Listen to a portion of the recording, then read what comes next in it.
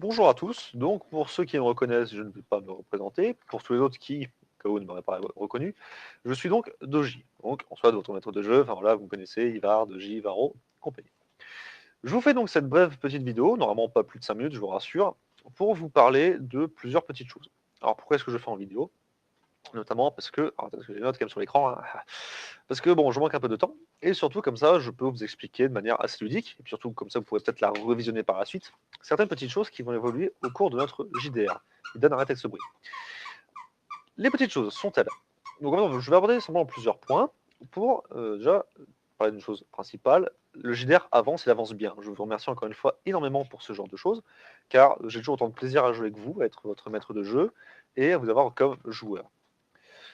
Si je vous ai donc fait cette petite vidéo, c'est pour parler donc du scénario qui va évoluer. Évoluer dans quel sens? D'abord, je vais vous parler du système de combat qui va évoluer légèrement. Actuellement, on se trouve sur un système des plus basiques. Vous tentez une attaque, l'ennemi la prend ou non en fonction de votre jet de dés, et meurt ou non suite à vos coups successifs. Le problème étant, c'est que les phases de combat sont rythmées par ce qu'on appelle un round. Un round, c'est à peu près ce qui se passe en 10 secondes. D'une part, donc il faudra être à partir de maintenant beaucoup plus réactif si vous ne voulez pas que vos adversaires aient des attaques d'opportunité, je vous en reviendrai par la suite. Et aussi, vos tours seront un peu plus découpés. Je vous explique. À la base, un tour se comporte d'une action complète dans le livre de règles de Warhammer. Pour les vôtres, ce n'est pas vraiment ça. Vos tours, je dirais qu'ils se composent plutôt de une action et demie complète. Dans le sens où vous pouvez attaquer, faire un déplacement et peut-être vous mettre en position de défense. Pourquoi 1,5? Parce que c'est le début. Dans le monde de Warhammer, les personnages sont très faibles au début, parce qu'ils ont des statistiques très basses, et également parce que leur survivabilité est très très faible. Dans le même temps, j'ai aussi réduit la puissance des adversaires, car vous avez un point et demi, mais les adversaires n'ont qu'un seul point d'action, d'où la difficulté réduite. J'ai un petit bug. Difficulté réduite parce qu'il par contre il vous frappait, et ensuite ne faisait plus rien derrière. Cela va changer. Ça va changer, je vous laisserai un choix à faire de votre côté. Soit de rester à 1, une action et demie, et de fait, on restera une action et demie pour vous, mais les ennemis en profiteront aussi.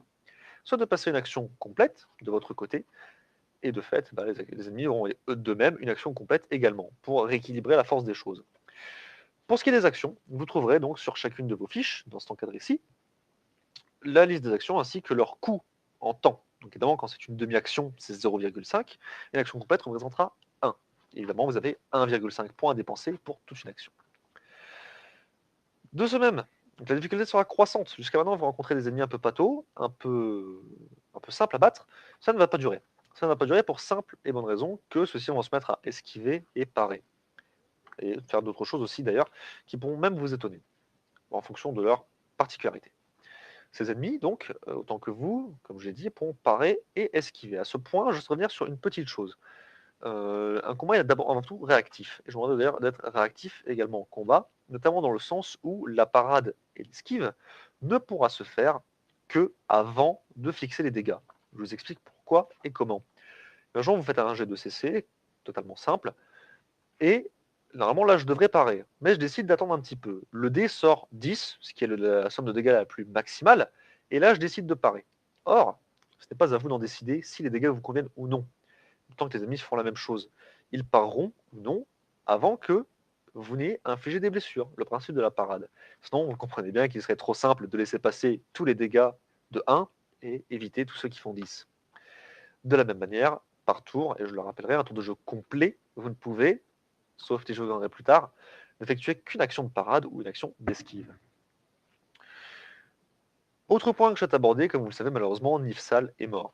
En effet, il vous arrivera peut-être assez souvent, je n'espère pas, mais comme vous semez la mort, peut-être que la mort viendra vous toucher de la même manière. Pour ce faire, je vous rassure, Nif est mort de manière très rapide, car il y a eu quelque chose de spécial à ce moment-là. La mort se présente de cette manière-ci, vous tombez à 0 point de vie, mais vous n'êtes pas mort pour autant, vous êtes peut-être assommé, peut-être légèrement groggy.